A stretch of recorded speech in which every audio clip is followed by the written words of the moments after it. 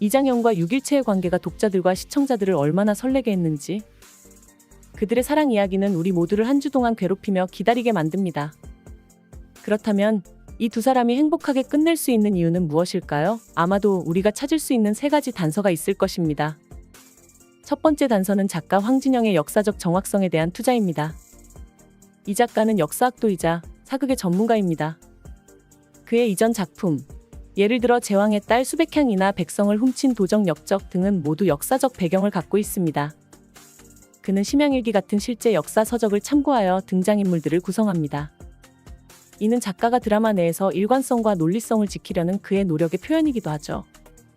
그래서 이장현과 6일체가 행복한 결말을 맞이할 가능성은 상당히 높다고 볼 수 있습니다. 나머지 두 가지 단서는 무엇일까요? 그것은 아마도 다음 주에도 또다시 우리를 괴롭히며 기다리게 할 그 장면들에서 찾을 수 있을 것입니다. 사랑, 역사, 그리고 미래 이 세 가지 요소가 어떻게 이 두 사람을 결합시킬지, 그것이 바로 이 작품의 매력입니다. 그리고 그 매력 속에서 우리는 행복한 결말을 예상하며 한 주를 또 다시 기다립니다. 기다림의 순간은 그 어느 때보다도 길고 괴로운 것 같습니다. 그러나 이런 기다림 속에서 새로운 통찰과 예상이 더해지죠. 드라마 연인의 주인공들이 실제 역사에 근거하고 있다는 사실만으로도 그 높은 장르의 품격을 알 수 있습니다. 심양일기, 그 이름만으로도 한 시대의 아픔과 희망 그리고 일상이 스쳐 지나갑니다. 이 오래된 일기는 소현세자의 8년 동안의 고난과 시련을 꼼꼼히 기록해 놓은 것입니다.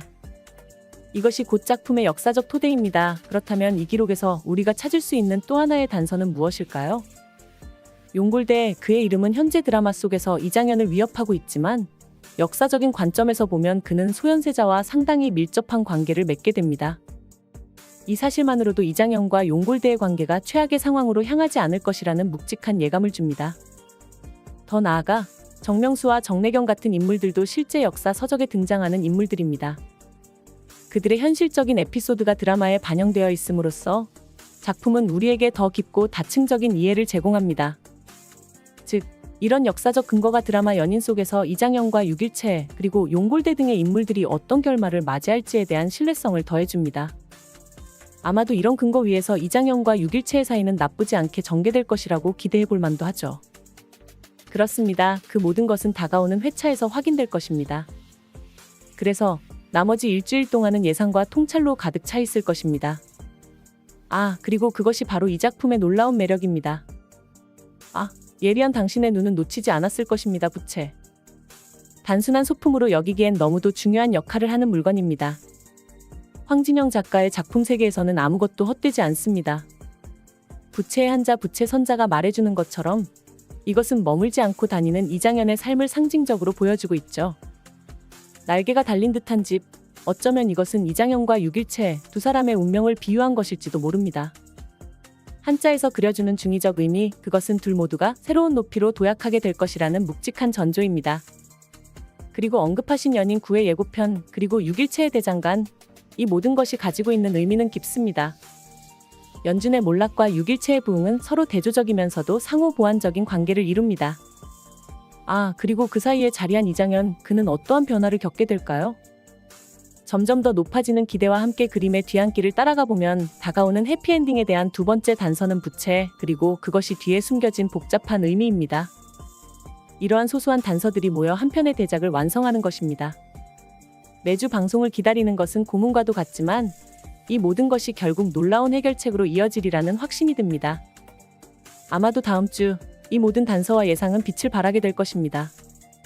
그렇게 연인의 새로운 장이 펼쳐질 것이고 우리 모두의 가슴을 뛰게 할 것입니다. 얼마나 아름다운 순간이 될까요? 잊을 수 없는 그 장면이군요. 이장현이 부채를 들고 있는 이유에 대한 6일체의 핀잔. 유머러스한 반전을 주면서도 두 주인공의 인간미를 동시에 드러낸 순간이었습니다. 길채는 불과 땀 속에서 일하는 대장간 주인, 이장현은 부채를 흔들며 더위를 피하려고 애쓰는 모습. 상반된 두 성격이 지닌 공통점은 아마도 불길한 상황을 모두 이겨내려는 그 든든한 의지일 것입니다. 19회에서 눈여겨볼 만한 장면은 이장현이 청나라에서 살아 돌아와 6일체를 만나러 갔을 때입니다. 이장현의 부채가 열심히 흔들리는 그 순간 두 사람 사이에 무언가 날아가는 것 같아요. 마치 미래를 향한 날개를 단 듯한 느낌이 듭니다. 네, 해피엔딩을 예고하는 상징적인 순간이죠. 그리고 바람과 함께 사라지다. 이 영화가 연인의 모티브라니.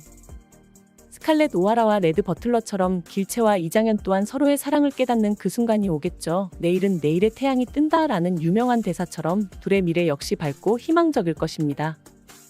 이 모든 것이 어떻게 진행될지 기대가 높아지는군요. 길채와 이장현의 사랑이 펼쳐질 이야기를 보면서 우리 모두는 그들의 꽁냥꽁냥한 행복을 함께 느낄 수 있을 것 같습니다. 미리 보는 그 기쁨이 마치 작은 부채처럼 우리의 기대와 희망을 더 높여주는 것 같아요. 아, 얼마나 마음을 움직이는 순간이 될까요? 이제 기다림만이 남았습니다. 아, 연인이 아직도 12회나 남았다니 그 자체로 벌써부터 설렘이 샘솟습니다. 그동안의 이별과 헤어짐을 겪으면서도 우리는 둘의 사랑이 진정한 것임을 알고 있으니까요. 아마도 파트 2에서는 서로를 닮은 작은 아이까지 낳아 행복한 가정을 이룰 것 같은 예감이 듭니다. 아, 그 모습을 상상만 해도 가슴이 뛰네요. 지금까지 이렇게 물밑의 감정과 미묘한 관계를 탐색하던 두 주인공이 아직도 남은 회차에서 얼마나 더 꽁냥꽁냥한 사랑을 보여줄지 그것이 제일 큰 관심사입니다. 파트 1 후반부에서 달라진 더욱 깊어진 관계를 보여주고 파트 2에서는 그것을 꽃피우는 순간들을 기대하게 됩니다. 특히 이장현이 청나라에서 조선 한양으로 돌아와서 실제로 그를 앞에 두고 행복해하는 6일체의 모습을 보고 싶습니다. 얼마나 눈부시고 얼마나 행복할까요? 그 순간은 분명 고요한 시간 속에서도 빛나는 순간이 될 것입니다. 여러분, 오늘의 영상이 마음에 들었다면 구독과 좋아요를 눌러주세요. 이렇게 흥미진진한 이야기를 함께 나눌 수 있어서 행복합니다. 다음 회에서도 놓치지 마세요.